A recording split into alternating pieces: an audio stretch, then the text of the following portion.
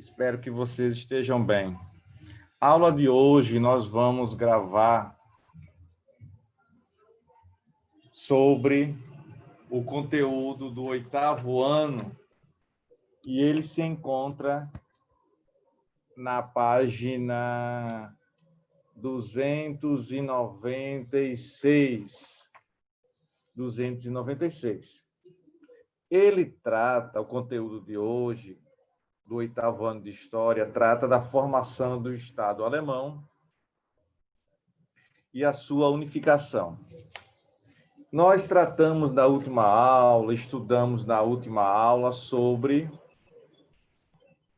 a unificação italiana, vivenciamos lá que houve dois grupos que fizeram com que essa unificação acontecesse. Que grupos foram esses? Foram os conservadores monarquistas, ligados mais à alta burguesia, e os camisas vermelhas, mais ligado com a classe menos favorecida, liderado por Giuseppe Garibaldi. E aí verificamos também que houve uma participação do rei Victor Emanuel, né, porque ele tinha receio de que o movimento republicano ganhasse força, ganhasse poder, e ele, né, queria que o processo de unificação acontecesse,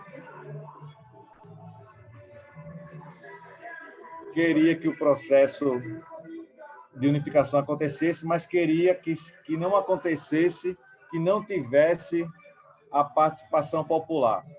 Pois bem, o projeto inicial do rei, não é só para fazer uma revisão aqui, o processo inicial do rei Felipe Emanuel deu certo, não é? Ele tentou e teve êxito no seu objetivo, que foi colocar as classes menos favorecidas, as populares, fora do contexto da unificação italiana. Daí houve, não é, uma aliança que ele fez com o Camilo Cavour, conservador, para que ele vencessem as tropas da Inglaterra e da França, vencesse junto com a Inglaterra e a França na Batalha da Crimeia contra a Rússia, não é? Pois bem, então houve a união da Itália, Inglaterra e França contra os russos na chamada Batalha da Crimeia. E tivemos um processo de unificação italiano que houve determinados conflitos, não é? Não foi uma paz, não foi de forma harmoniosa, não. Tiveram conflitos, tiveram situações desagradáveis. Mas o que deixou, não é, essa situação consolidada com relação à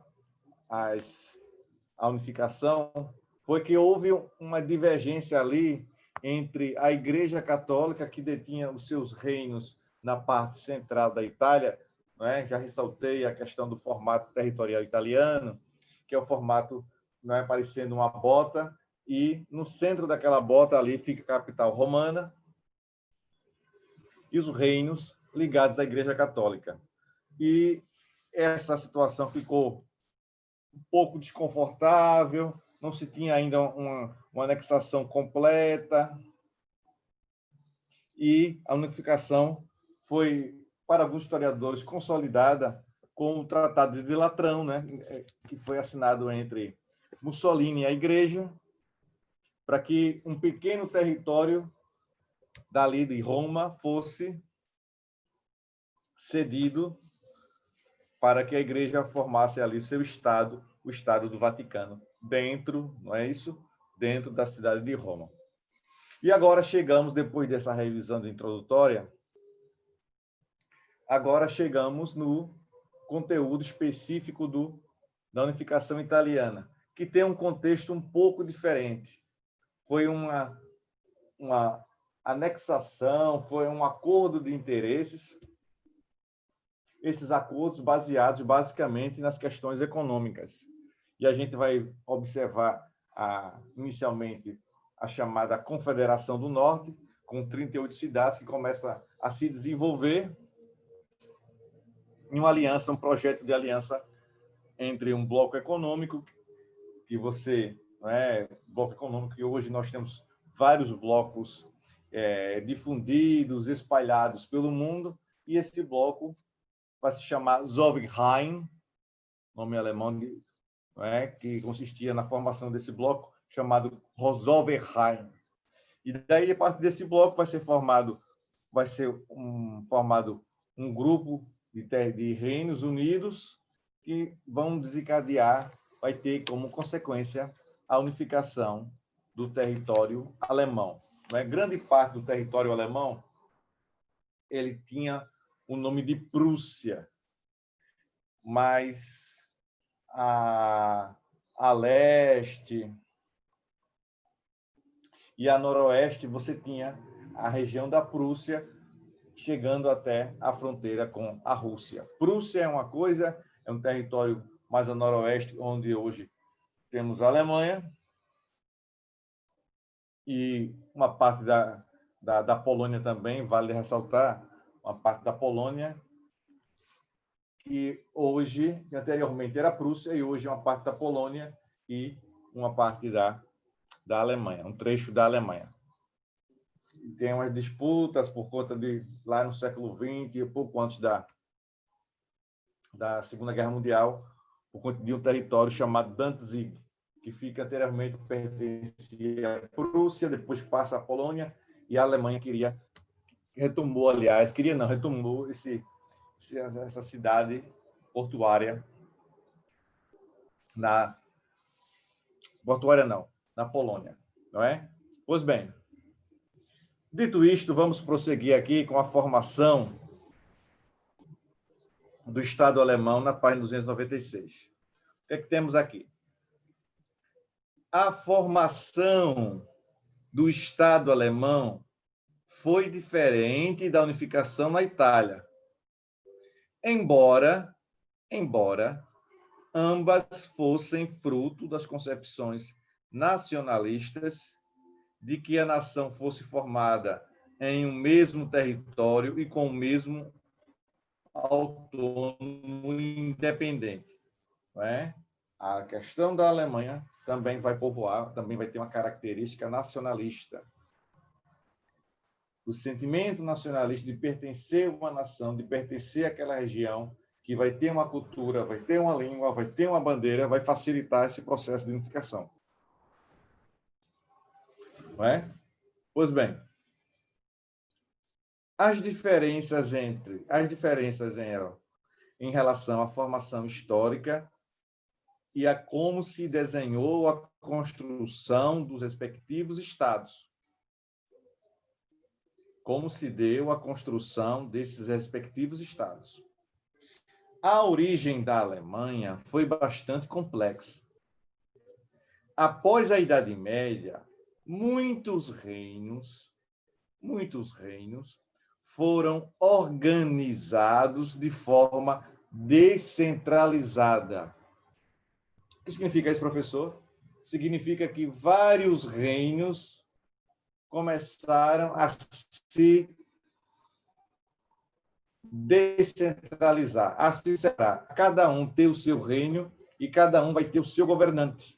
Deu para entender? Dessa forma, dessa maneira. Não é? Compondo o chamado Sacro Império Romano Germânico. Era um império grande, observa aí. Eram mais de 300 cidades com características, aquilo que eu falei, costumes e línguas diferentes. Mas, quando da unificação, grande parte do país vai falar uma língua única. Em outras partes, mais ao interior, vai falar dialetos, vai falar uma segunda língua, vamos dizer assim. Não é? E é muito comum em países europeus, até os dias de hoje, você ter, já mencionei isso, uma língua oficial, às vezes duas línguas oficiais, dependendo do país europeu, você pode ter ali 3 línguas sendo faladas ao mesmo tempo, em cada país, em cada região.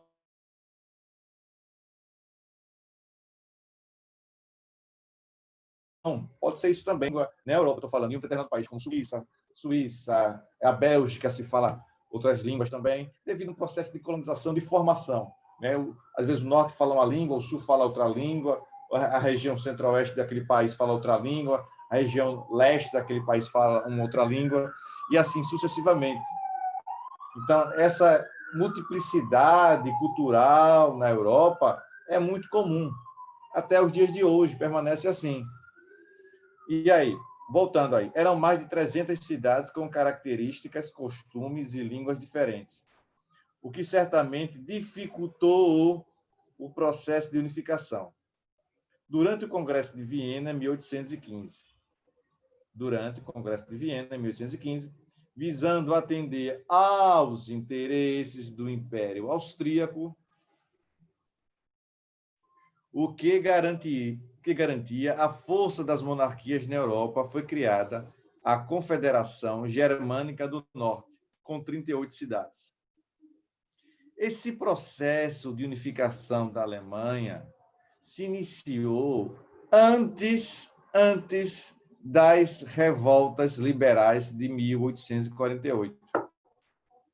O processo de unificação aconteceu antes. Agora, para que esse processo de unificação aconteceu antes, para que ele fosse consolidado, ele demorou um pouquinho.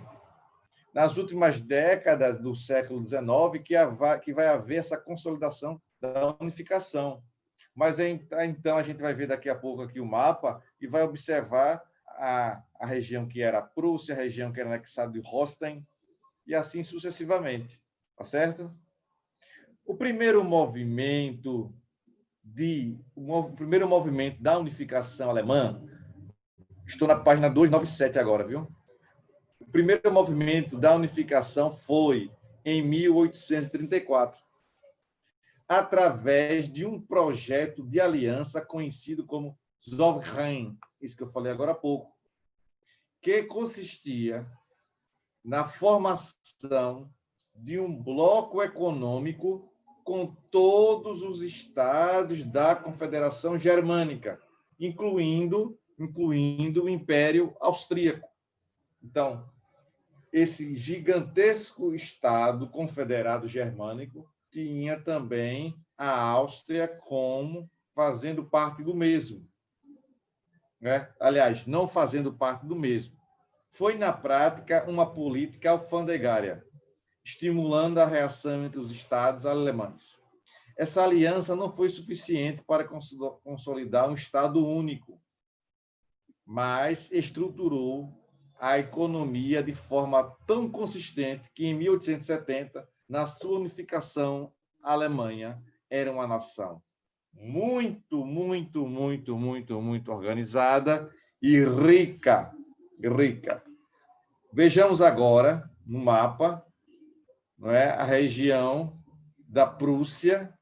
Observe aí como era enorme a região da Prússia.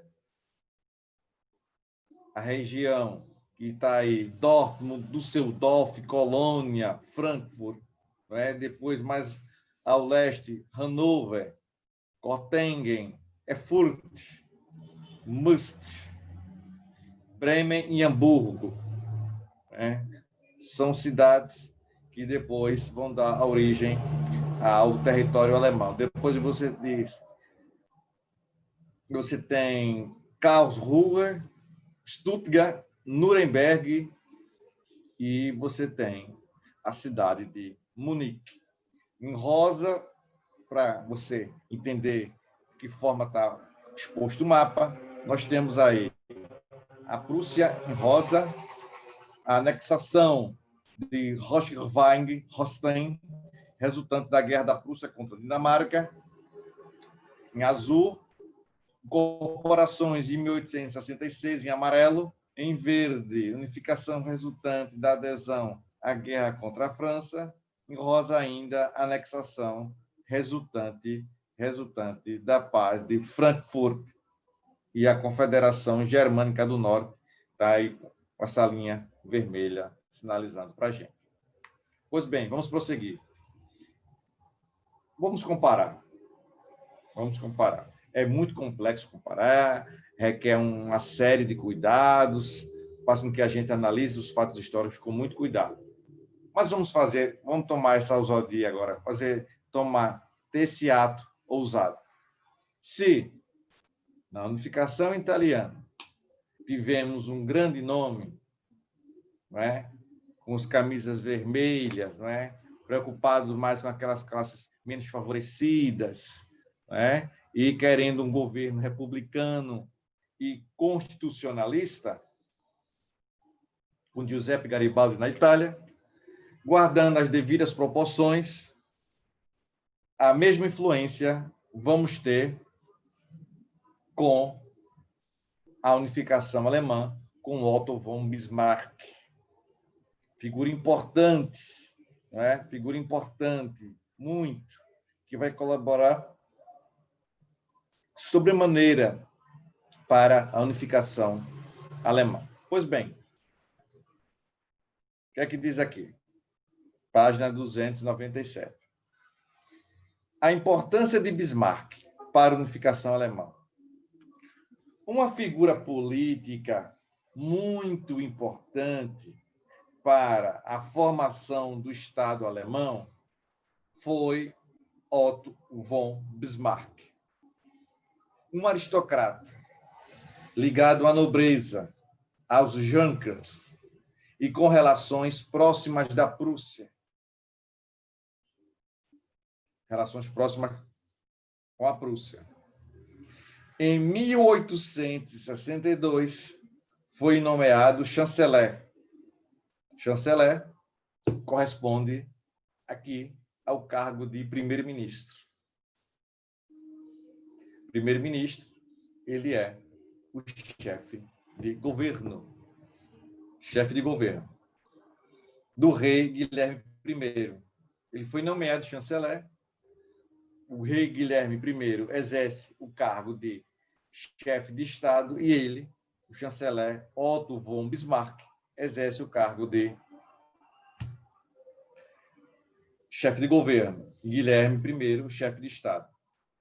E o rei Guilherme I. Da Prússia, tendo que cumprir a função de unificar o Estado alemão, afastando qualquer relação política com a Áustria. Não é? Qualquer relação política com a Áustria. A gente percebe aí que não vai ser uma boa relação entre austríacos e alemães. Mas, por mais interessante que seja, vai ser um austríaco que vai governar a Alemanha e vai fazer com que a Alemanha conheça um regime totalitário. Eu estou falando de quem? Estou até antecipando um pouco. Estou falando de Hitler, não é? Hitler é austríaco de nascimento e vai assumir o poder, vai chegar ao poder na Alemanha nazista, impondo esse regime totalitário que é o nazismo. Pois bem, continuando aqui, nesse sentido, montou uma aliança com a alta burguesia e caminhou no sentido de excluir a Áustria da Confederação Germânica. Queria afastar, não via com bons olhos a Áustria fazendo parte da Confederação Germânica. E até os dias de hoje, a Áustria realmente é um país independente. Não é? Depois de se juntar parcialmente com a Áustria para derrotar a Dinamarca e anexar territórios, Otto von Bismarck se aliou à Itália em 1864 para derrotar os austríacos, visto que estes dominavam várias regiões de interesse, tanto da Itália quanto da Alemanha. Não é? Alemanha. Vamos para a página 298.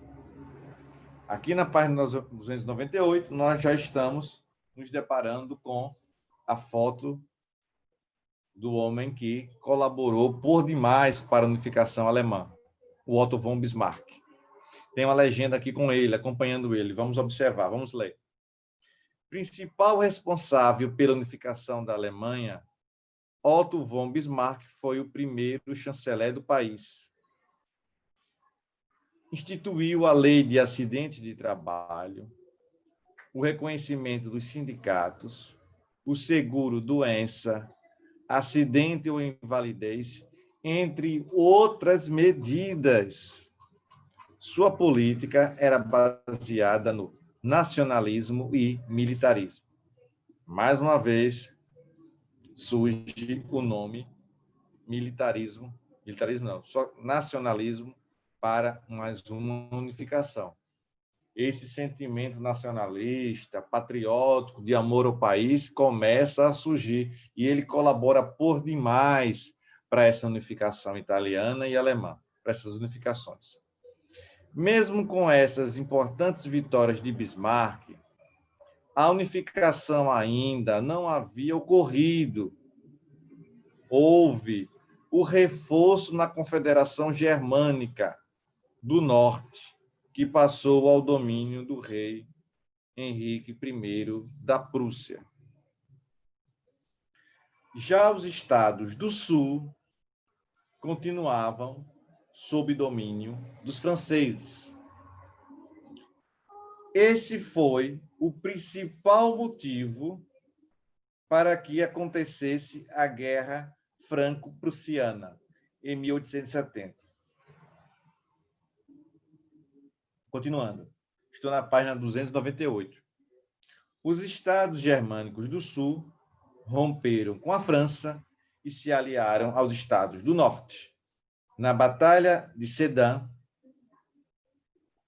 os aliados derrotaram os franceses, que tiveram de assinar o Tratado de Frankfurt, reconhecendo a derrota e a formação do Estado Islâmico. O rei Guilherme foi, então, nomeado imperador da Alemanha, Kaiser, e coroado na Sala dos Espelhos do Palácio de Versalhes, grande símbolo da monarquia francesa. Então, os alemães conseguiram derrotar os franceses e ainda por cima, não é, a coroação do imperador, do rei, imperador da Alemanha, rei Guilherme, no Palácio de Versalhes. Demonstração da força do praticamente recém-criado país, do reino, na verdade, do Sul, dos Estados Germânicos do Sul, quase à beira da unificação, e mostrando que tinha o seu poder com uma força, naquele momento, muito grande a força, do ponto de vista militar, institucional. O Estado alemão estava formado, mas outro fator decorrente da derrota francesa seria determinante para conflitos futuros. Preste atenção aí. Esse fator é que a França vai ter que ceder um território que vai passar para as mãos da Alemanha, e depois vai ser, no início do século XX, motivo para o conflito da Primeira Guerra Mundial. É quando eu bato na tecla, os alunos têm que conhecer o fato histórico antecedente para entender aquilo que está estudando, porque na grande maioria dos fatos, esses fatos históricos, na grande maioria dos fatos, esses episódios históricos, eles estão interligados, um interligado ao outro. Então, você percebe aí que o nascimento do conflito, as raízes do conflito da Primeira Guerra Mundial, as raízes dessa causa estão colocadas aqui.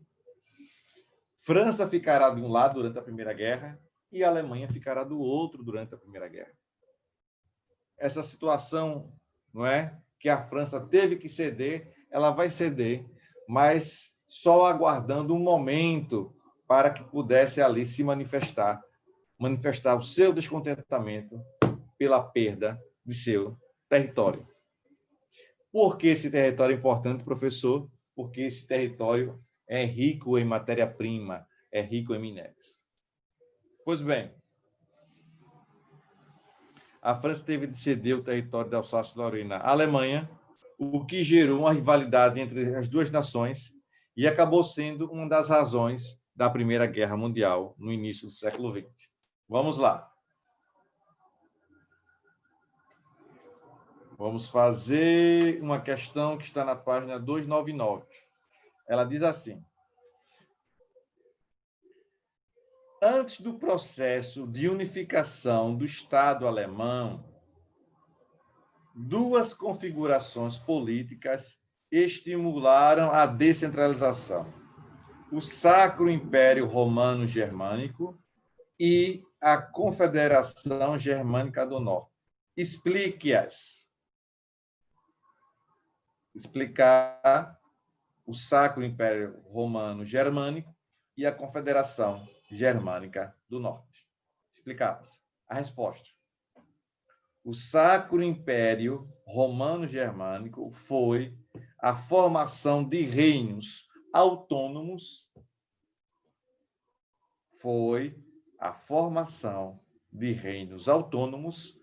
esses autônomos aí significam independentes, logo após o fim da Idade Média. Ponto.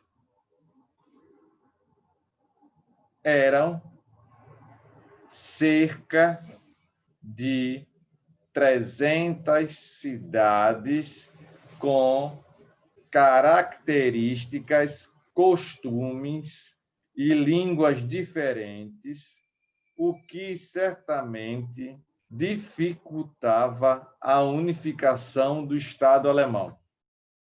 Ponto. A Confederação Germânica do Norte era uma estrutura organizativa política formada por 38 cidades que discordavam das políticas desenvolvidas pelo Sacro Império,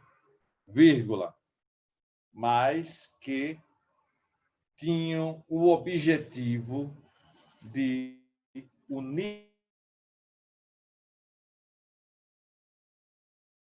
unificar o Estado alemão. Na página 300, nós vamos adentrar num conteúdo sobre as ideias socialistas. Essas ideias socialistas vão ser manifestadas por duas correntes do socialismo: o socialismo utópico e o socialismo científico.